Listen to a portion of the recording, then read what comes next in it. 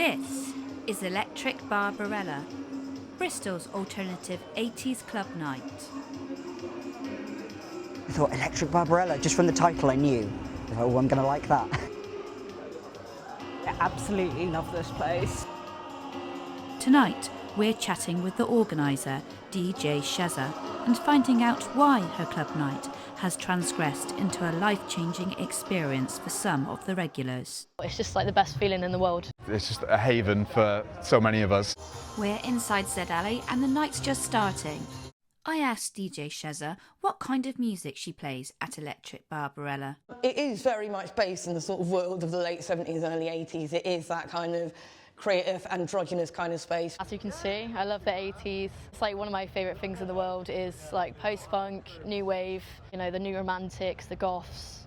Like, it's just a nice little smorgasbord of different subculture. It's highlight of the month, every month. DJ Chezza, she puts on great tunes, plays great tracks, always loves requests, and she always plays Dark Entries by Bauhaus, which is my favourite. And she's now coined Dark Entries Dan as my new nickname. It starts from just seeing people here and dancing and the reaction, you know, the visceral reactions when a song comes on and you're like, oh my God, I haven't heard this for ages, oh, I love this song. And seeing that in other people and being like, oh, loads of people like this stuff. Because when I was a kid, I'm 29. So when I was a kid, this wasn't normal music for a kid to listen to.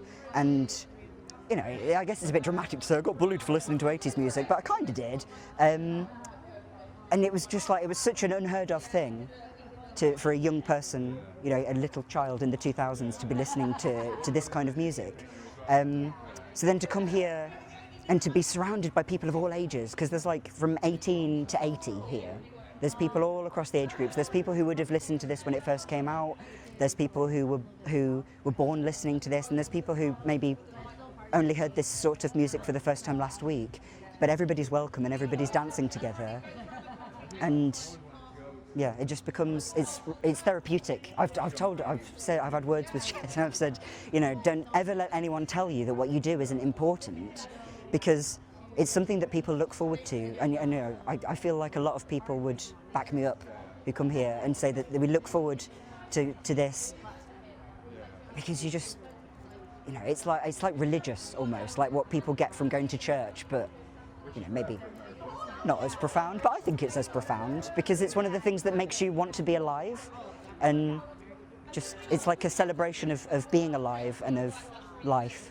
I bring CDJs, Newmark, so on each side I have a CD in, and then I choose what the track's going to be, and then I merge it in on this magical little thing here, and then when I get requests, or if I want to change it up a bit and I don't have a song, then I have my trusty phone with me so I can then put digital music on through merging with the CDs. So I try and cater for anything that could happen. If you're a goth music fan, a metal music fan, if you liked new Romantics, I would say this is probably the best night in Bristol. It's really sort of old school. So it's like just plays the sort of absolute perfect sort of music from my past. It's not always the 80s you've heard of, isn't it? It's definitely the best of the 80s. Yes.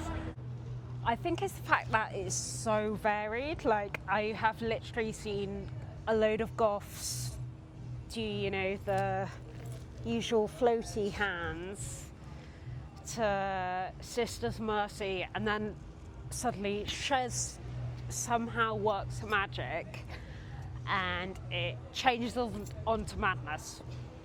And then there's a load of goths skanking to madness, and I think it's the fact that it is so varied, which is what is wonderful, because even though it's still like 80s alternative, it is 80s alternative, it is everything, it is all encompassing. So for me, hearing the music and being able to just close your eyes and just move and feel it and, you know, like stim out. It's just like the best feeling in the world.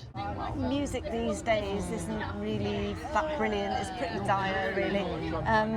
At least you can come here and you have the mix of, like I said, the younger and the older, and we all enjoy the same thing. I like a bit of David Bowie, I like a bit of Depeche Mode, I like a bit of Eurythmics and The Cure. It's really diverse, actually. Even going back to some punk rock, you know, so the Stranglers and the Clash, so diverse. Cherie's not afraid to go out there and play some of the B-sides, some of the more obscure stuff. There's a good mix. It brings in sort of more of the goths because of the post-punk side of it, and then it brings in a lot more of an older crowd and a younger crowd. It's a nice like mix of ages.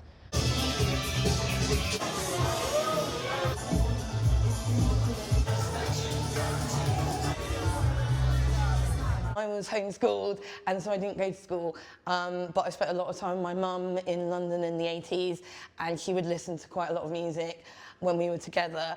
So I got into music at the time, but then in the 90s when we moved to Basingstoke, there wasn't really an opportunity to listen to music, so I wasn't really aware of what was going on. And then in 1995, I won from a child's newspaper this amazing Sony Walkman.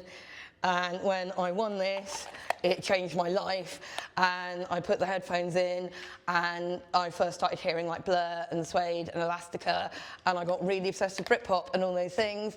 And then when Britpop died in 97, 98, then to cheer myself up, I decided to investigate all the bands that had inspired the Britpop bands. So I got into Duran Duran and The Fall and Soft Cell, and then I saw on Channel 4 in 1998 a top 10 programme about the New Romantics. And I knew I liked Duran, so I watched it because of that. And then from that, then I saw about what the New Romantics were, and I saw their images and what the whole ethos was about. And I became obsessed with the Blitz Club and the whole thing. And I saw Soft Cell for the first time and fell in love with Mark Almond. So since that moment, I became obsessed with one day recreating the Blitz Club and the Rum Runner from Birmingham and making a safe space for everyone that's a bit different, and for people to come and express themselves and dress up if they want, or just be part of a community. And I've achieved that, and Barbarella's been going for 8 years now, and it's my proudest thing that I've ever done, and I'm really happy about what I've achieved and how it's made so many people so happy, and we've got a really lovely community. I describe it as very inclusive. You get people from all walks of life here. Everyone's very welcoming. It's so inviting, it's so comfortable, and EB just creates a great vibe. Everyone's comfortable, everyone has a great time. No one feels disappointed when they come here. It's always a great night.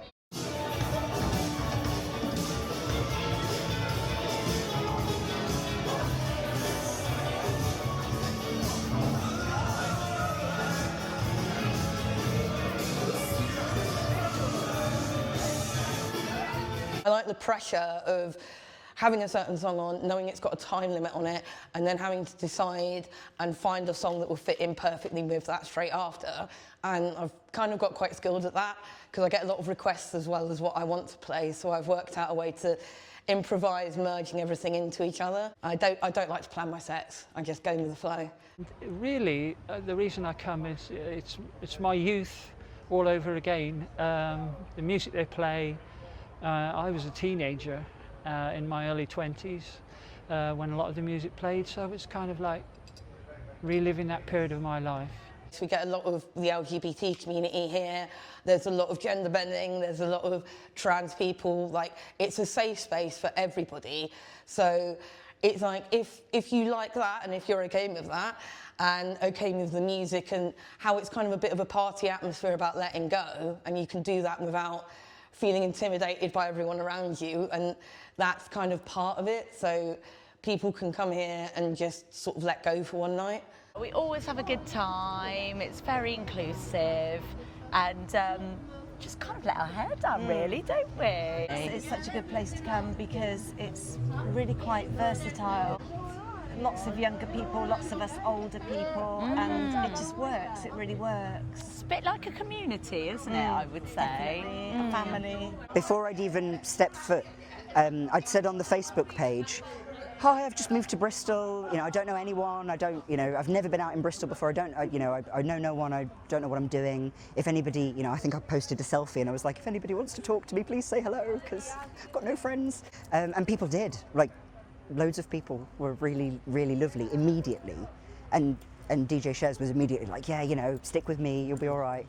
And yeah, people introduce themselves, or you dance with people, and you start off, like, it can start gradual, you can start just on, like, nodding, like, you look good. I like the way you move. And then it grows into, you see them again, and then you see them again, and then before you know it, you've got a family that you look forward all month to seeing these people, some of whom you don't even remember their names because you've never properly been introduced.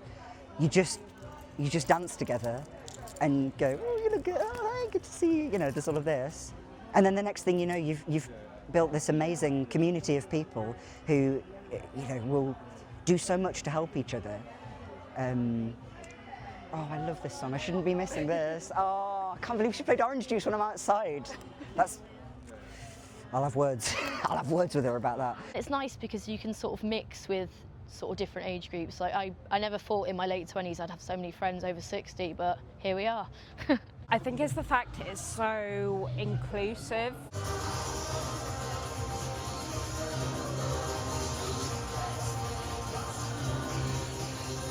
The main thing that I love about it is the ethos of like how it was so grim in the 70s, and punk was quite angry, but then the New Romantics were like mostly living in squats and art students, so it wasn't just a music thing, it was a fashion thing, it was making furniture out of everything, it was just as DIY as punk, only in a more flamboyant way, in a more art school way, really. It was very expressive.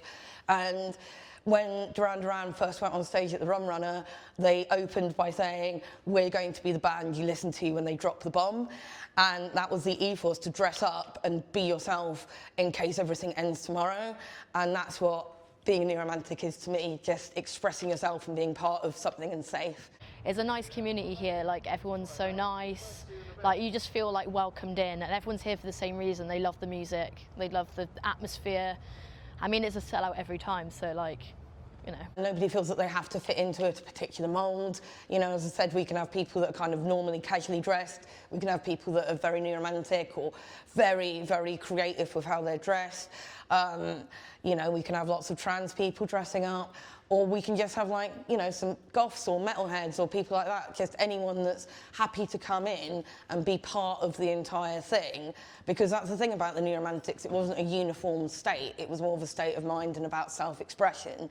And I think that that's the point of what I've always wanted to create, that even if people don't want to wear mad clothes and makeup, they can still come and feel safe and accepted here. Yeah, and what inspired your outfit today? This is from 1980. It's an original 80s New Romantic dress. This is an Art Deco necklace, and this is an 80s belt. And it's kind of mostly inspired by like early Duran Duran style, because they had quite a lot of the swishes and stuff like that. And I really like the grey, like the sort of 80s grey, because it's a bit like brutalism with all the concrete everywhere, and then the flashes of colour. And that's what I've got with my hair as well. I quite like the big flashes of colour, because it's like there's a grey environment, but there's colour coming out of it. So I saw that it was the Japan versus Duran versus Bowie special, so I went very David Sylvian with the makeup. Though everyone keeps comparing me to Bowie because obviously blonde mullet, it was bound to happen. But yeah, I like to go a little bit androgynous sometimes. This is quite toned down from my usual electric Barbarella look. I'm usually a lot more extravagant and a little bit more camp, so this is quite downturned for me. I mean, these gloves are quite new, but they've immediately become my favourite thing. They instantly make any outfit a bit better. I feel like I'm a bit Mark Almond, like this. I don't know, but maybe that's a little egomaniacal to say. Thought I'd go all in on the David Bowie theme, get the sequins on, get the Aladdin Sane stripe, which I keep forgetting I've got. I've probably noticed, I've wiped it off. Already working up a sweat in there, even though it's only an hour into the event. It's already getting packed, which is pretty standard every month for EB. It's black. So I like to dress black, but also I like to dress feminine as well, as my female expression. So this is me expressing my feminine side, which is a safe place. You can come here and you can just wear what you want. It's kind of like eyeliner, mascara, lipstick, whatever you want really. So we have some people that really dress up here and really express themselves, and some people I know spend weeks choosing their outfit and make it a proper event. And then other people just come wearing their normal clothes, and it's kind of fine because everyone can merge together as long as nobody's being horrible to anyone else, which we don't really get here. It's about everyone just being unison. Tonight I've gone like very androgynous.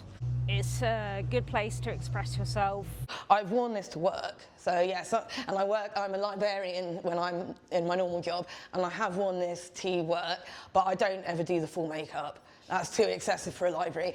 But yeah, sometimes I'll go in and I'll just like wear my clothes. I'll wear these to the shop sometimes, because that's kind of part of being a new romantic as well, just not thinking about what people are going to say, just feeling comfortable in what you're wearing and going outside for anything. It's just a place to just kind of be yourself, really, I think. I'm wearing orthopedic shoes, which nobody ever seems to comment on, which is great, because these shoes are so ugly.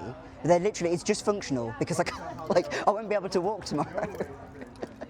But yeah, you know, it's just trying to feel beautiful. And it's the perfect environment to feel beautiful, because everybody tells you you're beautiful and everybody else looks beautiful. The most wonderful thing to be surrounded by people who will go, oh my God, you look amazing. Oh, you look amazing. And to all mean it. And it's just something I know people look forward to. You know, you have to be a bit normal for everyday life, be a bit subdued and toned down. And then you get to come here and be sparkly and, yeah, just put as many jangly necklaces on as you can possibly fit. I think that especially for the younger generation at the moment, that the New Romantics is actually coming back quite big. Quite a lot of people that come here identify with it quite strongly now, and they're in their sort of early to mid-20s. So I really like that, and it's kind of given a place for all of them to express themselves as well. It's like a big family. It's just a bunch of people that love the music, they love the dance. You walk in and you just feel like you're part of it. You feel like you step back in a time machine.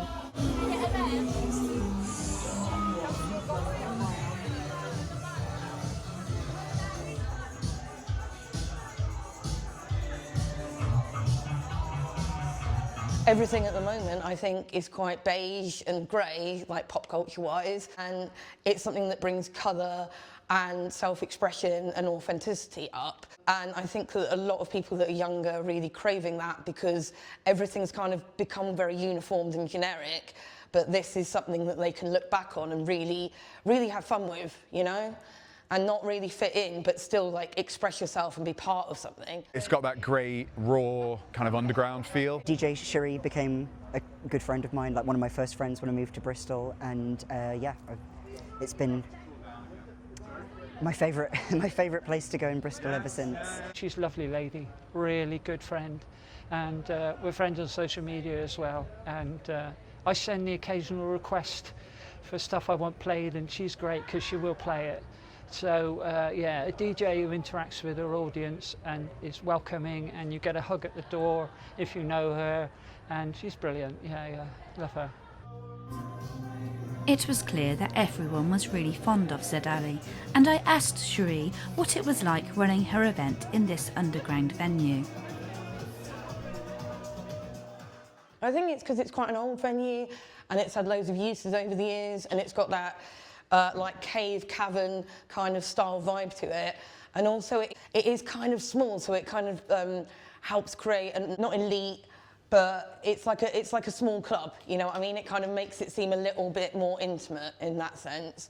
And this was the first night that ever happened here when it opened. So it's like the flagship night of the venue. And a lot of people that have been coming since had never come to Zed Ali before. So through that, it's actually helped more of the events that have happened here. That's why the Goth night ended up here as well, because like all of that crowd were coming already for Barbarella and then No Alternative. So then it made sense for the Tyranny Goth night to come as well. So it's kind of become a hub for Bristol's alternative culture. When I first started doing it, I became quite friendly with all the people that do the goth nights here that were established before I was, and the alternative, which is like a dark wave synth night. So everyone that's part of the alternative community kind of teamed together, so we're all connected in a weird way now. So it's like me, no alternative, tyranny, we all know each other, and then from that, it kind of spread outwards. So loads of people in the goth scene in Bristol know about it, and then people in different parts of the country like Manchester and Sheffield and Birmingham have been hearing about it and coming down as a result of that. The first time I came to Electric Barbarella, I actually met Cherie, who runs the night, and since then has been like my best friend in the whole world. So it's a nice community here, like everyone's so nice, like you just feel like welcomed in, and everyone's here for the same reason. They love the music, they love the atmosphere. Cherie is like just lovely, talented, amazing person. Like I'm so grateful that I came to this event and met her. She's full of life and energy, so I think it motivates the room, really, doesn't it? She is so unique and so individual, and that's what I love about her. Share the same name, and it's kind of like double trouble. Yeah, you two are, yeah. In 2022, when the Queen had her Jubilee, I was chosen for the Jubilee Parade Committee to represent the New Romantics. In the pageant where they were doing all the decades and then they had the 1980s, I was part of that pageant, like doing the New Romantics and like representing it for, it took about 2 hours off going all around it. But yeah, that was quite prestigious. And since then, like the word's got out more as well. We've had people from London, we've had people from Manchester. I had loads of people from all over the place because it's become a bit famous now in the sort of 80s scene. There's a lot of 80s club nights in the UK, but I think Electric Barbarella is getting a name for itself, really feeling like the authentic 80s club experience. The word has spread throughout different parts of the country because there aren't many New Romantic specific nights in England.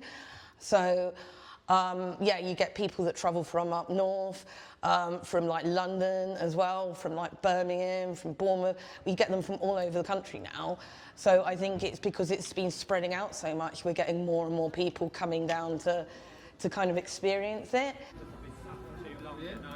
Kind of like a sort of like lost in time. You can really sort of like let go and just kind of forget everything sort of from normal life.